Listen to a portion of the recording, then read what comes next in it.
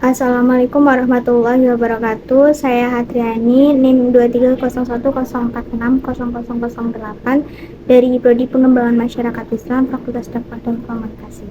Jadi di sini saya mengambil bagian yang A. Yang pertama itu tentang peran Pancasila dalam menghadapi tantangan di era globalisasi.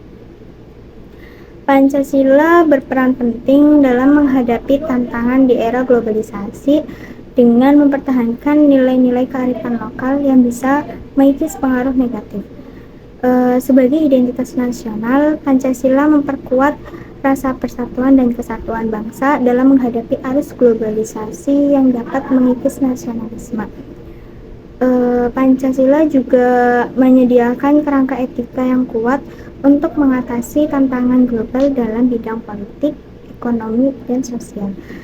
Selain itu, Pancasila mendorong kerukunan dan toleransi antar umat beragama dan kelompok masyarakat yang sangat penting dalam konteks multikulturalisme global. Nilai keadilan sosial dalam Pancasila berperan dalam mengurangi kesenjangan ekonomi yang sering timbul akibat globalisasi. Yang kedua itu tidak ada pertentangan nilai Islam dan Pancasila. Tidak ada pertentangan antara nilai Islam dan Pancasila karena keduanya selaras dalam banyak aspek.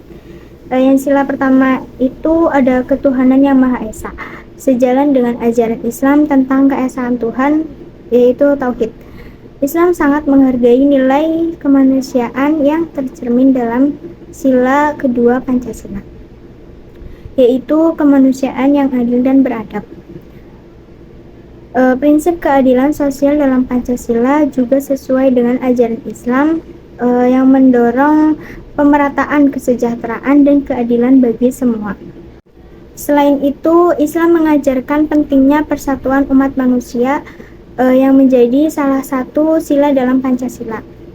Prinsip musyawarah dan demokrasi dalam Pancasila juga sejalan dengan sejarah Islam yang menganjurkan musyawarah dalam mengambil keputusan. Selanjutnya itu tentang hak dan kewajiban warga negara. Warga negara itu memiliki berbagai hak seperti hak untuk hidup dan mempertahankan kehidupan, hak atas kebebasan berpendapat, hak atas pendidikan, hak untuk mendapatkan pekerjaan dan penghidupan yang layak, serta hak atas perlindungan hukum yang adil.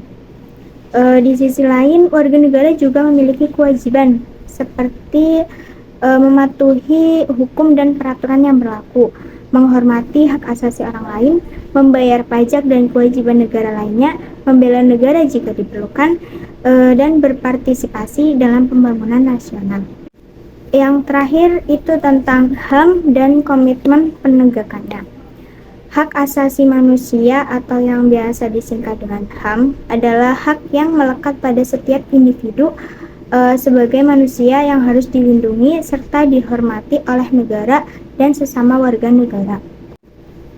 Penegakan HAM adalah tanggung jawab pemerintah yang dilakukan melalui lembaga-lembaga kompeten seperti Komnas HAM di Indonesia. Indonesia memiliki berbagai instrumen hukum yang mendukung penegakan HAM, termasuk Undang-Undang Nomor 39 Tahun 1999 tentang hak asasi manusia.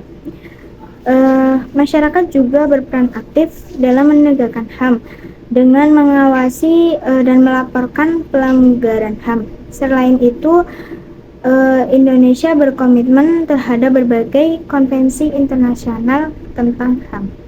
Mungkin hanya itu yang bisa saya sampaikan. Kurang lebihnya mohon maaf. Wassalamualaikum warahmatullahi wabarakatuh.